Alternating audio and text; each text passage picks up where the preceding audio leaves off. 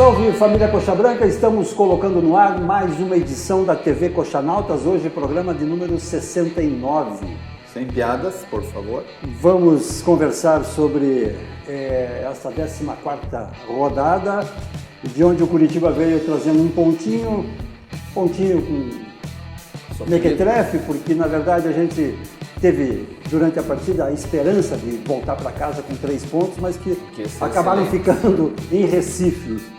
Marcelo Carneiro e Ricardo Honório, o mesmo sentimento assim, de frustração? Você acha que dava mesmo para voltar com 3 pontos ou estou exagerando? Não, eu fiquei frustrado, cara, porque o Coxa começou o jogo muito bem até fazer o gol. Daí, não sei se vocês concordam comigo, mas o time parou de jogar futebol. Eu não sei, a chuva atrapalhou um pouco também, porque começou a chover um monte, mas o time recuou e o Sport foi para cima. E eu ficava olhando.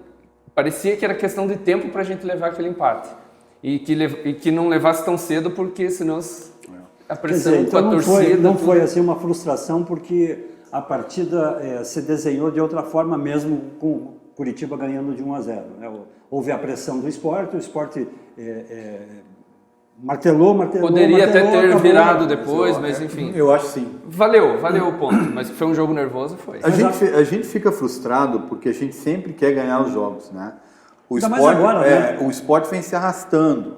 Só que a gente tem que lembrar também que o ponto é importante, porque o Curitiba jogou, acho que 4 partidas em 9, 10 dias, não sei ao certo. Ele vem de um calendário apertado também. Tudo bem que só joga uma competição. Agora, os caras jogaram na segunda-feira, aí jogaram ontem.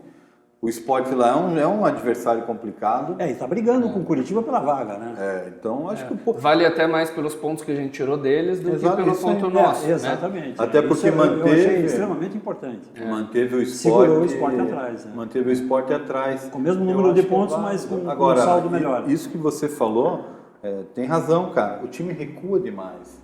Não dá para entender. Mas isso é meio não, e daí praxe assim, do futebol, não é? Mas o problema é o seguinte, o nosso meio para frente, como a gente já falou, o time está se encaixando bem. Agora, atrás não tá legal. Então, quando a gente recua, começa a exigir um monte dos caras lá de trás. Isso aí. E junta com a chuva, que tava a bola espirrando, é uma agonia cada lance do Sport, é uma agonia. A saída do Alisson Maia... O Rafael Lima entrou, não comprometeu, mas você acha também... que não deu mais segurança para a zaga? Não, eu não sei. Cara, primeiro, eu falo na minha opinião, o cara tá visivelmente acima do peso. Tá? O Alisson Maia? Não, Rafael Lima. No gol do Sport, ele simplesmente largou o Hernani Brocador. O Hernani Brocador estava livre na área. Nós tínhamos, se pegar o gol para olhar... Tinham muito mais defensores do Curitiba na área do que jogadores do Sport. Mas ele estava sozinho. Mas o cara estava sozinho, o Hernani Brocador. Quem estava jogando na parte direita da zaga era o Rafael Lima. O Hernani Brocador apareceu onde? No lado direito da zaga. Então, assim, o Curitiba precisa de um zagueiro. Não dá para se iludir. Foi um problema de linha de zaga. Não, o problema começou... Alguém não obedeceu ali, alguém estava mais adiantado. O problema do gol do Sport começou desde a minha cancha. Porque o Guilherme, que era do Curitiba, saiu costurando lá e achou o Norberto livre na esquerda. Esse Norberto é aquele que já esteve aqui, né? É aquele mesmo. Então o problema começou na minha cancha. Aí o William Matheus não fez a marcação na lateral esquerda e o Rafael Lima largou lá na área. O que a gente vem falando aqui? A linha defensiva do Curitiba é um problema. Então não adianta se iludir, o Rafael Lima deu mais segurança. Ele é lento, ele é um dos zagueiros mais lentos que eu vi no Curitiba. Pode, como o Humberto Loser falou, é líder do elenco, tudo mais. Pode ser, mas a gente tem que pensar dentro do campo, não só fora do campo. E dentro do campo, ontem, para mim, ele... Cara, não marcou o cara que ele tinha que marcar, deixou o cara livre e o cara fez o gol. Agora, uma questão que me chamou bastante atenção e que fazia tempo que eu não via, o gol do Curitiba. Me pareceu ser jogada ensaiada. O que a gente não tem há muito tempo. Né? Aquela troca de bola pela direita, tudo de 1-2 ali, eu achei perfeito. Muito jogado. Bastante. Se acertando ali. É aquilo que o Marcelo falou. Ofensivamente, a gente está se acertando. O Juan Lano deu um passe. Aliás, o Juan Lano está subindo de produção. É aquilo que a gente tanto fala, a confiança, né? O jogador pegar a confiança, a tendência é que ele Vários renda jogadores muito têm mais, potencial, né? Que a gente até às vezes comenta que o jogador em outros clubes rende, daí chega aqui e não rende, mas é questão de entrosar mesmo e Agora, pegar uma fase boa, né? É bem isso. Agora, o time do meio para frente tá indo bem. O Matheus Salles ontem, o volante fez mais um bom jogo, entendeu? Então... Já merece um pouco mais de confiança, pelo menos. Né? Você vislumbra futebol, finalmente. Outra coisa que eu senti que mudou, assim, eu acho que foi alguma coisa talvez do loser. Ele deve ter falado para os caras de jeito nenhum dar chutão para frente, sair sempre jogando. Sim, ele falou isso no jogo, mostrou no jogo ele fazendo isso. E dava para ver que eles estavam tentando ao máximo mesmo, tanto é que às vezes a gente tava numa fogueira, tipo, de vez em quando tem que dar um chutão, e eles ali tocando a bola, tentando sair jogando. Isso foi mais um fator que deu aquele nervoso, assim. Porque isso deixa a gente nervoso, cara. A gente já não confia na zaga, né? Daí vai pro goleiro, daí... O Muralha com os pés já mostrou que ele tem dificuldade. Isso, aí, tanto que uma hora... Então, assim, tem horas que o chutão é preciso mesmo. Uma coisa que eu queria comentar do jogo de ontem, eu vi muitas críticas ao Vitor Carvalho e ao Loser quando colocou ele no campo. Primeira, isso eu quero fundamental o que eu vou falar. Por que ele colocou o Vitor Carvalho?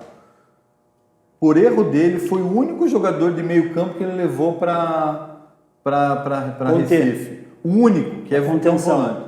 É o único, não tinha mais nenhum jogador de meio campo. Ele montou mal o banco, porque o Curitiba tinha no banco ontem. Quer dizer, ele está convocando mal.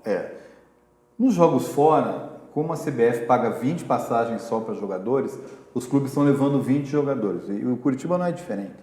Só que daí o que ele faz? Ele leva um lateral direito, um esquerdo, 2 zagueiros. Levou um volante e levou 3 atacantes. Tá, entendeu? Então o cara ele precisa equilibrar melhor esse banco dele. O Curitiba ontem, Sérgio, não tinha um armador no banco, não tinha ninguém. Não tinha nada. Então, assim, a única opção de meio campo que ele tinha era o Vitor Carvalho. Mas essa talvez seja até uma proposta de jogo não, dele, quando ele sai de Curitiba. Bom, eu vou para lá e independente das circunstâncias que se desenharem, eu vou fazer isso. Mas aí é o seguinte, você precisa ter variação tática. Então você não precisa levar não é muito mais útil você levar mais um meio campo do que você levar 2 zagueiros? Aí você entra nessa questão da ousadia. Será que ele tem essa ousadia da variação tática? Porque assim, você não precisa levar 2 zagueiros, porque é muito raro você precisar substituir os 2 zagueiros. Eu não lembro de ter visto geralmente isso. você quebra galho com o lateral, né? Tem o Fabiano no banco que pode jogar na zaga. Né? Ou você não levar 2 laterais, levar um só. Se precisar, você improvisa um. Agora você levar tem que caprichar na volante, né? Um volante, e aí você, precisa de um armador. Você não tem. Tanto que ele não substituiu o Alano, ele não substituiu o Thiago Lopes. Aliás, o Alano, pelo amor de Deus, se ele me faz aquele gol, a história da partida seria outra. Se o Curitiba ele bateu de chapa na bola, né? Ele ali, sei lá, não sou jogador, mas dava para arrematar, ele tinha espaço, ele tinha tempo para escolher a forma como ia bater. Quer dizer, era a bola do jogo. Né? É só caprichar um pouquinho mais. Né? Por isso que a gente fica frustrado. Tudo bem, o empate não é ruim, não é ruim. Mas o Curitiba pode dar algo mais, né? A questão é essa, né? Nós estamos gravando o programa no dia seguinte à partida, o programa está indo para o ar no sábado, ao meio-dia. Quer dizer, a rodada... Olha a pressão, olha a responsabilidade que ele jogou. A rodada já estará praticamente terminada e a gente agora não sabe, mas o Curitiba está entre os 4 ainda. Ainda está. Pelo menos até aqui. Mas se faz os 3 pontos, o Curitiba começava a brigar pela primeira colocação. Ficava 2 pontos. Nós ainda corremos o risco de deixar o G4 para ficar na boca do G4, ficar lá entre 6º, 7º. Mas temos 2 jogos em casa, né? Tem 2 jogos em casa. A gente podia estar em segundo, mas para o Curitiba não sair do G4, tem 3 jogos o resultado interessa. O Paraná não pode ganhar do América Mineiro em Curitiba, o CRB não pode ganhar do Cuiabá em Maceió e o Botafogo não pode ganhar do Oeste. Esses jogos tem hoje e amanhã, né? Então assim, é muito difícil que pelo menos um dos 3 não vença a partida. Mas tudo bem, a gente está ali, está junto, né? E agora tem 2 jogos em casa para reverter isso. Só que o que a gente espera do Curitiba é sempre esse algo mais. dar algo mais, né? E ontem contra o Sport a gente poderia ter dado esse algo mais. É isso que a gente... Começou bem. Começou bem. Mas, de qualquer forma, a gente já tem uma luz no fim do túnel que mostra que o Curitiba está, pelo menos, tentando jogar futebol. A gente está vendo futebol, pelo menos. Agora a gente tem no site um gráfico na classificação do campeonato, chegou a ver? Achei bem legal. Que mostra a evolução, né, conforme a rodada da classificação. Aliás, o site tá com algumas novidades, né? Essa semana, por exemplo, teve uma pesquisa que teve uma Fazia tempinho que a gente não fazia. Foi bem legal. A gente fez a pesquisa dos ingressos, né? E foi mais ou menos o que a gente imaginou. Né? Bastante gente defendendo que a promoção continue. Inclusive os sócios do Curitiba estão defendendo. Exatamente. Teve uma variação pequena entre os sócios e os não sócios ali. Né? Mas deu 3, 4% que queria que acabasse a promoção. Isso mostra que o próprio sócio do Curitiba gosta de ver o estádio cheio, claro. Com certeza. E o número foi significativo, né? Mais de 2.000 pessoas votaram. Foi um número... Não, sempre muita gente vota. Então, assim, foi um número significativo.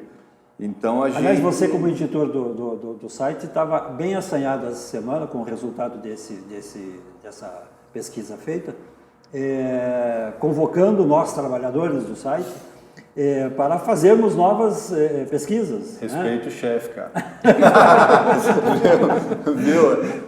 Eu acho que é importante a interação com o público, entendeu? Eu acho que o E a gente tem a ferramenta, já foi feita, dá para fazer sempre, né? O que tiver de sugestão de enquete, a gente coloca lá. Inclusive fica aí a sugestão. Se vocês tiverem alguma sugestão, sugiram aí. Estamos abertos a... Porque eu acho interessante, quanto maior a participação do público que acompanha o nosso trabalho, mais ideias a gente vai ter também, né? Lembrando que o site já teve 50 pessoas, hoje somos em 3. Então, às vezes, ideias de fora... nos ajudam são bem-vindas, também, claro, né? são bem-vindas. Agora, voltando a falar de futebol do Curitiba, aliás, depois a gente volta a falar do site, né? Tem mais um recado para aquele que a gente não esquece nunca, né? Temos que Isso, a gente tem que terminar o programa falando dele. Claro! Agora nós temos 2 jogos em casa, Figueirense, né, já no sábado, daqui a uma semana, e depois o Brasil de Pelotas.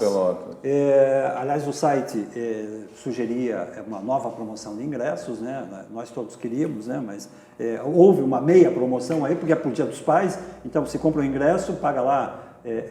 uma ótima promoção. É uma ótima promoção. Eu queria até acreditar que a direção do Curitiba andou lendo o nosso site, e eles leem, prontamente que é muita coincidência também, faz né? essa promoção. A gente joga uma enquete e de repente eles lançam a promoção. Agora, eu acho que eles poderiam já estar pensando nisso. Não, sim, com certeza. A gente fala... É bom que a né? torcida começa a falar sobre isso e acaba chegando ao ouvido de um, ao ouvido de outro e surge o assunto, opa, fechou. O fato é que, mais uma vez, no Couto Pereira nós teremos provavelmente mais de 20 mil pessoas. Aliás, é louvável isso que a diretoria está fazendo.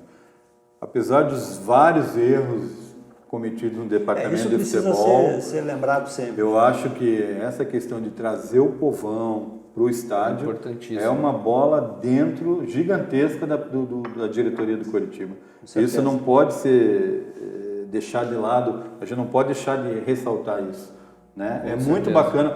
O Curitiba tem da Série B hoje, acho que a média... os principais públicos da Série B, todos eles são do Curitiba. O Curitiba está entre os 3 principais clubes do Brasil, das séries A e B. É o terceiro, primeiro o Flamengo, o segundo o Corinthians e depois o Curitiba, em média de público. E a expectativa para o jogo com o Figueirense é de 40 mil pessoas. Para uma Série B, meu amigo, porque a gente tem que levar em conta também que o Curitiba tem jogado terça e segunda. Nós vamos jogar no sábado contra o Figueirense. Então a tendência é um Couto Pereira lotado. Né? Com certeza. E outra coisa para esse jogo bacana é que provavelmente o Rafinha, o Wilson... A gente vai estar com uma força, mas o Rodrigão também. O Rodrigão e o Giovani com certeza, o Patrick Bray também. Então assim, a gama de opções do Humberto Loser vai ser muito maior.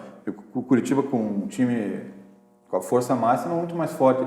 E, por outro lado, o Figueirense enfrenta uma crise sem precedentes. Pois é, o momento. Né? Salários atrasados há muito tempo, os jogadores falando em não ir para as partidas. Fora, né?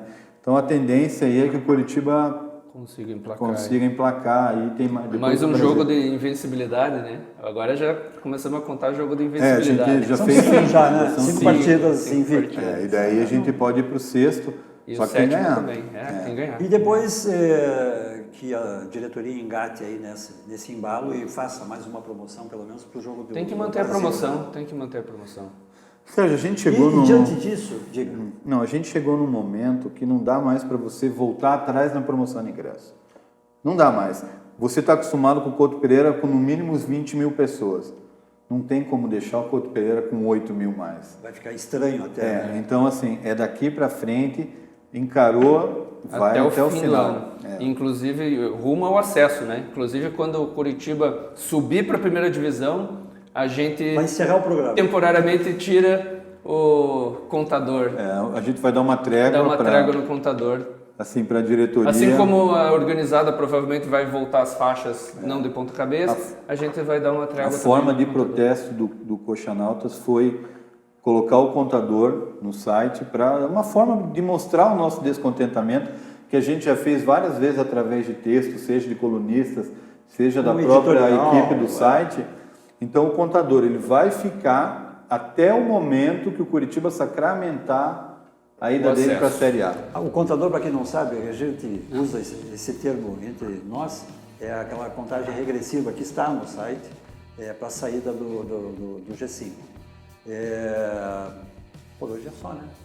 Por hoje é só. E esperando que, enquanto Figueirense, a gente arranque os 3 pontos e volte ao G4, se é que a gente Para vai não sair sair dele mais, agora. para não sair mais. É isso aí. Um abraço.